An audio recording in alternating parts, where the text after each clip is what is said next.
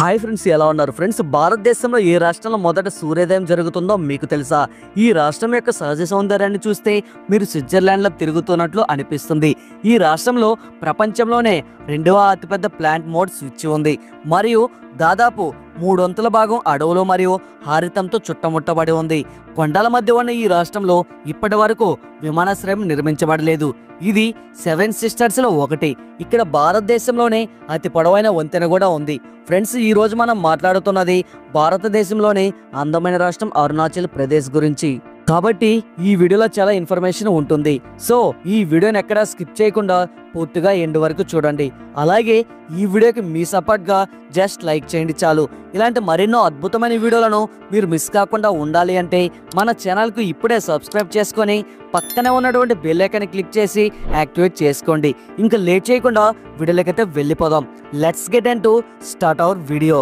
Friends, భారతదేశం యొక్క ఈశాన్య ప్రాంతంలో ఉన్న అత్యంత అందమైన రాష్ట్రం అరుణాచల్ ప్రదేశ్ లో 4 వైపులా ఆకుపచ్చ అడవులు, అందమైన లోయలు, నదులు, జలపాతాలు మనకి కనిపిస్తాయి. కానీ ఈ రాష్ట్రంలో టీ తాగడానికి కూడా భారతీయులు అపాయింట్మెంట్ తీసుకోవాల్సి ఉంటుంది. కానీ ఎందుకు? ఈ విషయాన్ని మేము ఈ వీడియోలో మీకు చెప్తాము.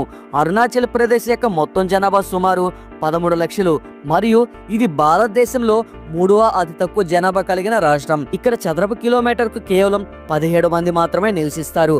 అరుణాచల్ ప్రదేశ్ లో మొత్తం 18 జిల్లాలు ఉన్నాయి.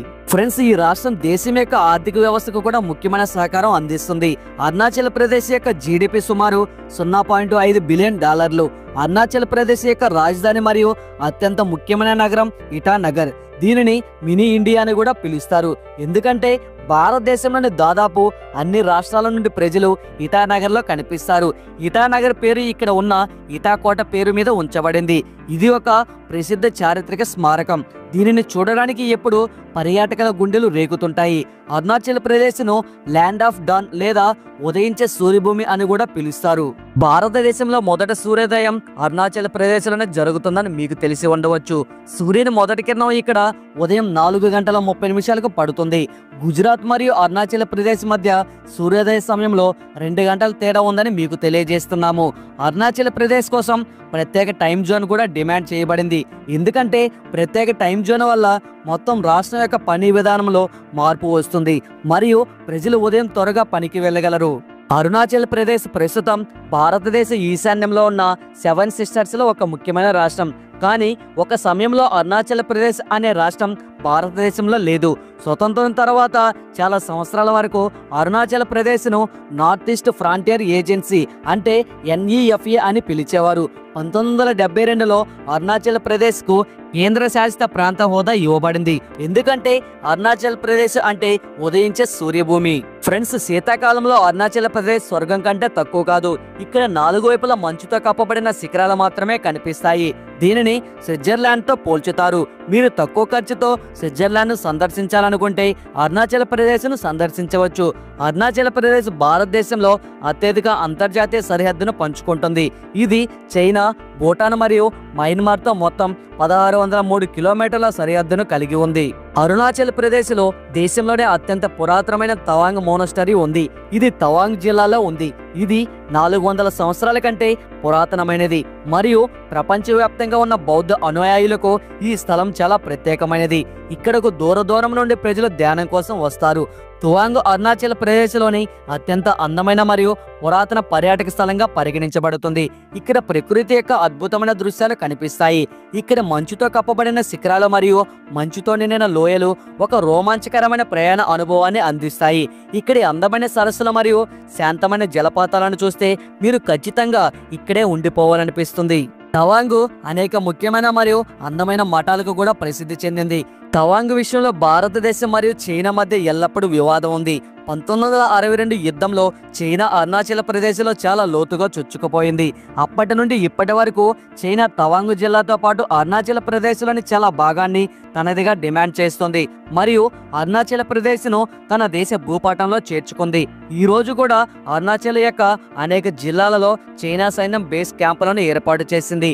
1962 యుద్ధం తర్వాత గీసిన మెక్మహాన్ లైన్ ప్రకారం అరుణాచల్ ప్రదేశ్ భారతదేశంలోని భాగమే. కానీ చైనా ఈ లైన్ ను గుర్తించడానికి ఎల్లప్పుడూ నిరాకరిస్తూ వచ్చింది. అరుణాచల్ ప్రదేశ్ యొక్క ప్రత్యేకత ఏమిటంటే ఇక్కడ 30 కంటే ఎక్కువ భాషలు మాట్లాడబడతాయి. అధికారిక భాష ఇంగ్లీష్ అయినప్పటికీ హిందీ, కామ్చోర్, తాకి, నీ మరియు డైరియా వంటి భాషలు కూడా మాట్లాడబడతాయి.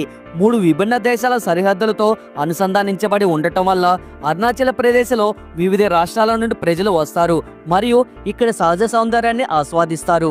ఫ్రెండ్స్, వ్యవసాయం అరుణాచల్ ప్రదేశ్ ఆర్థిక వ్యవస్థ యొక్క ప్రధాన మూలం. ఇక్కడ 50% కంటే ఎక్కువ మంది వ్యవసాయం మరియు దానికి సంబంధించిన పనులలో నిమగ్నమై ఉన్నారు. ఇక్కడ మొక్కజొన్న, జొన్న, గోధుమ, బియ్యం మరియు పత్తి వ్యవసాయం చేస్తారు. అరుణాచల్లో చేసే వ్యవసాయాన్ని టూమ్ వ్యవసాయం అంటారు. ఇది అత్యంత పురాతన వ్యవసాయ సంప్రదాయం. అరుణాచల్ ప్రదేశ్ భారతదేశంలో ఒక ఏకైక రాష్ట్రం. ఫ్రెండ్స్, ఈ రాష్ట్రంలోని వెండి మరియు యురేనియం వంటి అనేక ఖనిజ గనులు కూడా కనిపిస్తాయి. మరియు ఈ సహజ వనరుల కారణంగా చైనా ఎల్లప్పుడూ అరుణాచల్ ప్రదేశ్ పై కన్ను వేసి ఉంది. అరుణాచల్ ప్రదేశ్ ను ఆర్కిడ్ల రాజ్యం అని కూడా అంటారు. ఈ ఒక్క రాష్ట్రంలో 500 కంటే ఎక్కువ రకాల ఆర్కిడ్ జాతులు కనిపిస్తాయి. ఇది భారతదేశంలోని ఏ రాష్ట్రంలోనే అత్యధికం. ఇక్కడ అనేక రకాల ఔషధ మొక్కలు కూడా కనిపిస్తాయి. ఇక్కడ 80% ప్రాంతం అడవులతో నిండి ఉంది. అరుణాచల్ ప్రదేశ్ లో నివసించే చాలా మంది ఏదో ఒక గిరిజన సముదాయానికి చెందినవారే. మొత్తం 25 నుండి 30 గిరిజన సముదాయాల ప్రజలు ఈ రాష్ట్రంలో నివసిస్తారు. ఫ్రెండ్స్, అరుణాచల్ ప్రదేశ్ లో ఒక ప్రత్యేకమైన ఆచారం ఉంది. ఇక్కడ వివాహ సమయంలో చాలా మంది అబ్బాయి తండ్రులు కట్నం ఏర్పాటు చేయడానికి ఇబ్బంది పడతారు. ఉత్తరప్రదేశ్ లో కట్నం అమ్మాయి వాళ్ళు ఇస్తారు, కానీ ఇక్కడ అమ్మాయి జననం సందర్భంగా ఘనంగా జరుపుకుంటారు. కానీ కట్నం తీసుకోవడం మరియు ఇవ్వడం రెండూ తప్పు అని మర్చిపోకూడదు. అరుణాచల్ ప్రదేశ్ భారతదేశంలో ఒక ఏకైక రాష్ట్రం. ఇక్కడ అనేక జిల్లాలకు వెళ్ళడానికి భారతీయులకు కూడా పర్మిట్ అవసరం. నిజానికి ఇక్కడ అనేక రకాల గిరిజన సముదాయాల ప్రజలు నివసిస్తారు. అంతేగాక ఇక్కడ లైఫ్ స్టైల్ చాలా ప్రత్యేకమైనది. మీరు ఇక్కడ అనేక రకాల జంతువులను సహజ వాతావరణంలో చూడవచ్చు. అందరి భద్రతను దృష్టిలో ఉంచుకొని ఇక్కడకు వచ్చే అన్ని పర్యాటకులకు పర్మిట్ తీసుకోవడం తప్పనిసరి చేయబడింది. అరుణాచల్ ప్రదేశ్ లో సంవత్సరం పొడవునా చాలా వర్షం పడుతుంది. కొన్నిసార్లు ఒకేసారి 4 సెంటీమీటర్ల వర్షం కూడా పడుతుంది. మతం విషయంలో అరుణాచల్ ప్రదేశ్ లో అత్యధిక జనాభా క్రైస్తవ మతాన్ని అనుసరిస్తుంది. 2వ స్థానంలో హిందూ మతం, ఆ తర్వాత బౌద్ధ మతం మరియు ఇతర మతాలు ఉన్నాయి. అరుణాచల్ ప్రదేశ్ లో అనేక రకాల పండుగలు జరుపుకుంటారు. లోసర్ ఫెస్టివల్ రాష్ట్ర వ్యాప్తంగా అత్యంత ఘనంగా జరుపుకుంటారు. ఈ పండుగల ప్రజలు ఆనందంగా గడుపుతారు, రుచికరమైన ఆహారం తింటారు మరియు చాలా మద్యం తాగుతారు. అంతేగాక 5600 అడుగుల ఎత్తులో ఉన్న జీరో వ్యాలీ ప్రపంచంలోని అత్యంత అందమైన స్థలాలలో ఒకటి. ఇక్కడకు చేరుకున్నప్పుడు మీరు ప్రకృతి యొక్క శాంతమైన ఒడిలో విశ్రాంతి తీసుకుంటున్నట్లు అనిపిస్తుంది. అరుణాచల్ ప్రదేశ్ లో దేశంలోనే అతి పొడవైన వంతెన ఉంది. ఇది బ్రహ్మపుత్ర నదిపై ఉంది. దీని పొడవు 9.5 కిలోమీటర్లు. దీని పూర్తి పేరు దోలా సారియా మరియు దీనిని డాక్టర్ భూపెన్ హజారికా వంతెన అని కూడా పిలుస్తారు. ఫ్రెండ్స్, మీరు ప్రకృతికి దగ్గరగా ఉండే కొన్ని క్షణాలు శాంతిని ఆస్వాదించాలనుకుంటే అరుణాచల్ ప్రదేశ్ మీకు ఖచ్చితమైన పర్యాటక గమ్యస్థానం. ఇక్కడ సందర్శించడానికి సుమారు 30,000 రూపాయల ఖర్చు అవుతుంది. ఈ అందమైన రాష్ట్రం గురించి ఎలా అనిపించిందో కామెంట్స్ లో తెలియజేయండి. ఈ అందమైన ప్రాంతానికి తగినట్లుగా ఇక్కడ అందమైన అమ్మాయిలు కూడా మనకి ఎక్కువగా కనిపిస్తారు.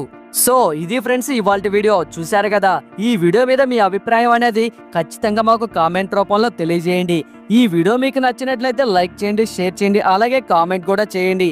మన ఛానల్లో ఫస్ట్ టైం చూస్తున్నట్లయితే ఈ ఛానల్కి ఇప్పుడే సబ్స్క్రైబ్ చేసుకొని పక్కనే ఉన్నటువంటి బెల్ ఐకాన్ క్లిక్ చేసి యాక్టివేట్ చేసుకోండి. Thanks for watching. నెక్స్ట్ వీడియోలో మళ్ళీ కలుసుకుందాం. జై హింద్.